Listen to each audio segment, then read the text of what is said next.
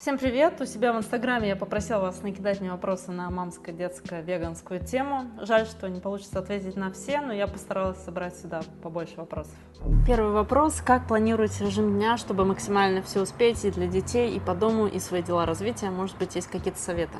Здесь я могу дать 3 совета, хотя, разумеется, все зависит от вашей конкретной семейной ситуации. Например, у меня бабушки живут одна в Сибири, а другая в Швеции, и никакой помощи в повседневной жизни в плане детей у нас нет. Поэтому, если я не выбью себе время для своих проектов, то просто утону в прогулке, стирке, готовке. Во-первых, у меня раз в неделю уборщица на 3 часа. Уборку я оплачиваю уже лет 10 после того, как прочитала Тима Ферриса «4-часовая рабочая неделя». И этот денежный расход я воспринимаю как инвестицию в себя. И, кстати, я покрываю его, а не муж, потому что он не видит смысла в уборщице. Ему без разницы, квартира чистая или грязная, он просто, по-моему, даже этого не видит.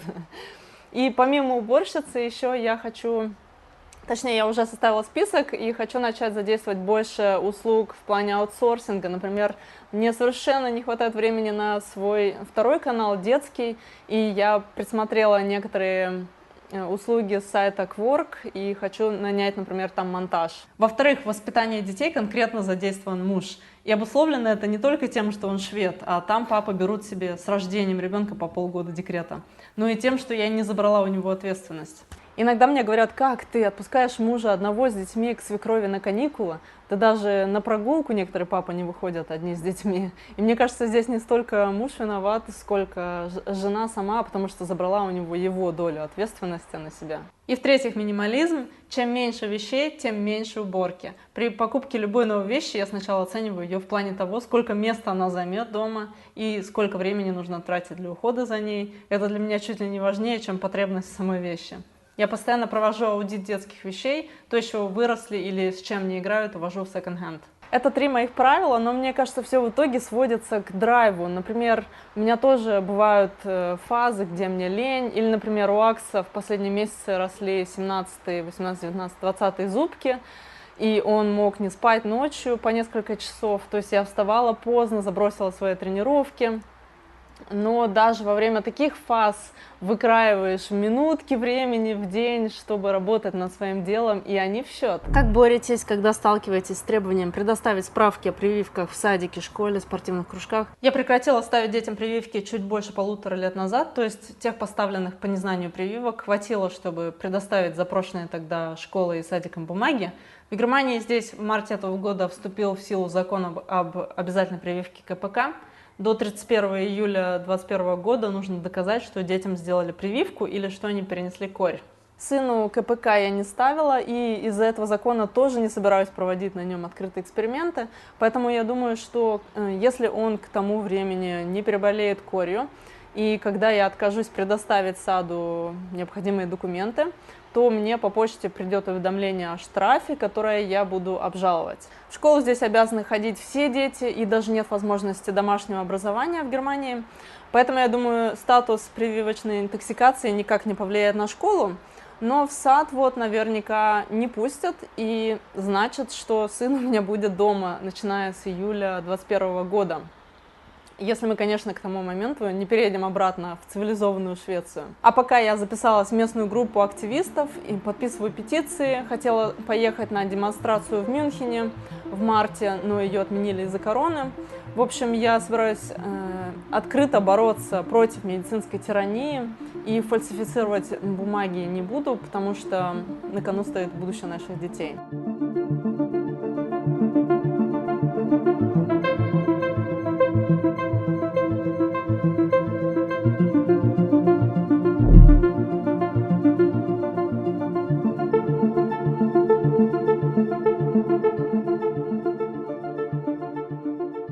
И еще очень интересно, как общаются дети со сверстниками, которых кормят по ЖП, как-то пытаются рассказать, расстраиваются ли, когда видят, как другие дети, взрослые, едят животных.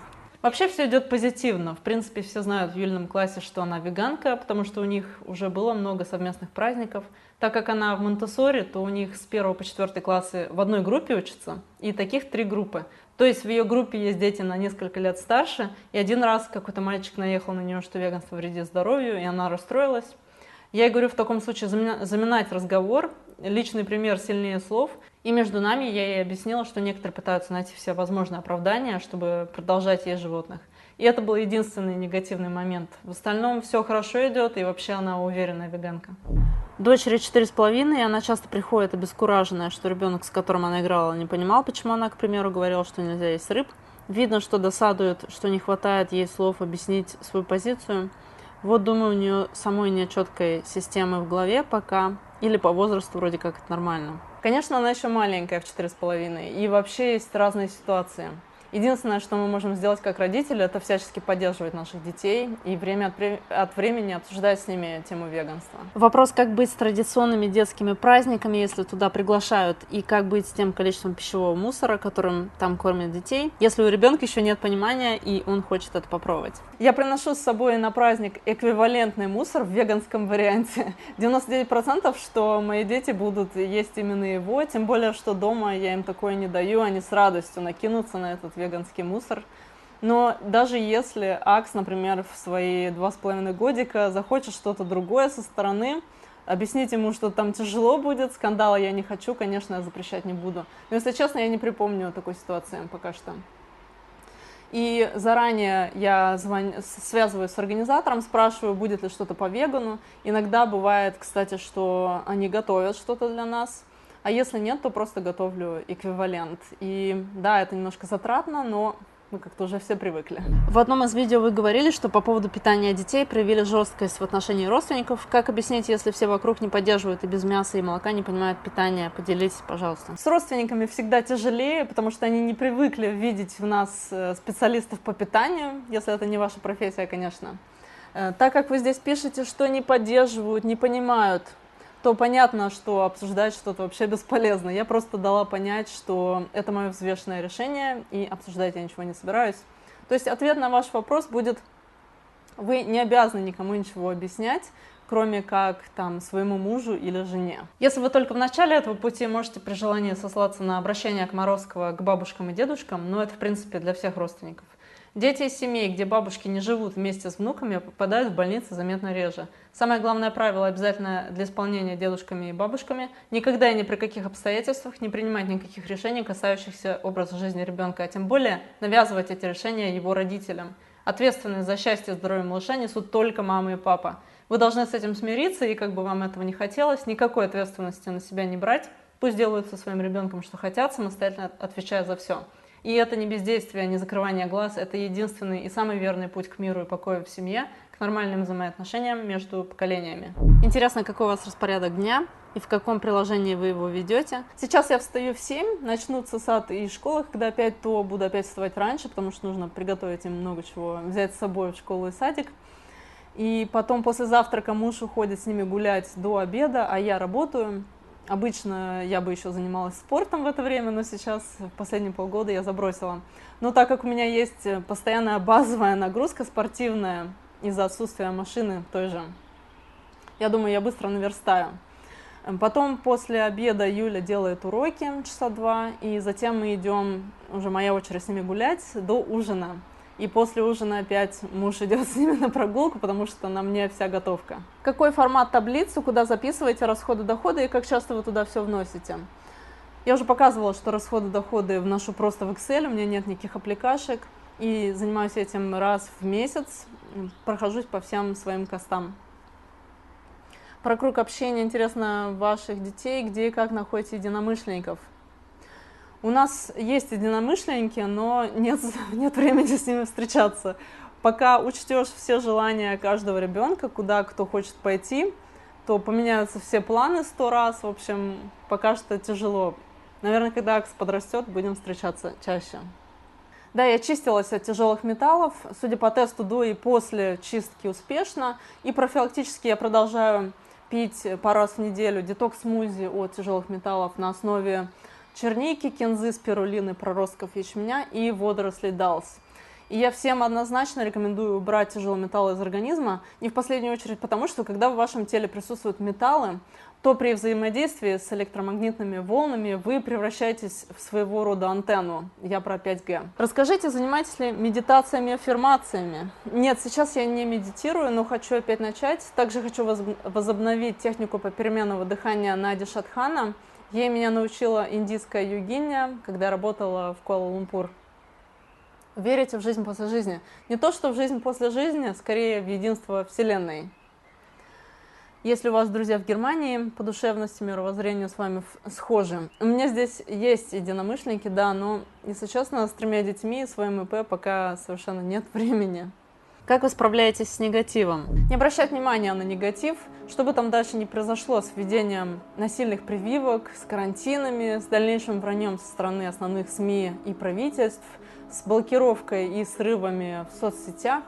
Знаете, что хотя правда, до которой мы докапываемся, ужасает, но иначе просто никак нельзя. Поэтому всем моим братьям и сестрам, у кого есть смелость высказаться и предупредить людей, спасибо за то, что вы есть. За животных, за планету, за здоровье.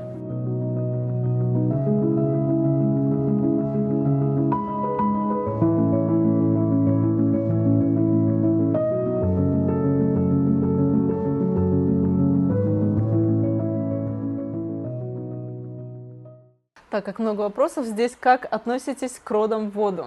Это, мне кажется, круто. Я была несколько часов в воде во время первых родов в больнице в Стокгольме, но потом мне стало там слишком жарко, я вылезла. Какое у вас есть хобби, на которое пока нет времени? О да, у меня есть хобби, на которое нет времени. Это дигитальный арт в Adobe Illustrator. И еще я бы хотела выучить греческий. Откуда я беру крутую музыку? Лично для себя я слушаю TuneIn, это аппликашка. И там у меня немецкая Workout Hits. А для видео пользуюсь Artlist.com, это веб-сайт для креаторов. Круто, что вам нравится, я выбираю музыку для видео дольше, чем надо. Оно того стоило, значит. Расскажите, пожалуйста, как относитесь к просмотру мультфильмов. И здесь похожий вопрос, как регламентируете использование гаджетов дома, если детки, конечно, их используют. Мультфильмы они смотрят на ужин полчаса, иногда час, но мне кажется, это не так страшно, потому что они смотрят мультики на всех 4 языках. Играют они реже, в основном пользуются дистанционным обучением аппликашкой Антон, они учат там математику и немецкий. Здравствуйте, Александра, инвестируете ли денежные средства и во что? Да, я инвестирую уже с рождения Юли, то есть 7 лет назад, часть детского пособия в детский накопительный фонд в Швеции. И эти деньги дети получат, когда им исполнится 18 или 25, я еще не решила, посмотрю. Ведь это не зря называется детским пособием, то есть, по сути, частично, по крайней мере, это их деньги на будущее. Еще я инвестирую для себя в социально ответственные устойчивые фонды с маркировкой от Morningstar с низким риском выбросом парниковых газов, к примеру, возобновляемые источники энергии. Но все мои фонды на шведской платформе, поэтому нужно смотреть в зависимости от того, где вы живете, какие есть возможности зеленого инвестирования. Я живу в Германии, очень бы хотелось познакомиться с вами лично. Я думаю уже давно насчет того, что нужно организовать какой-нибудь совместно активный отпуск, может быть, здесь в горах, или на Байкале, или на Алтае.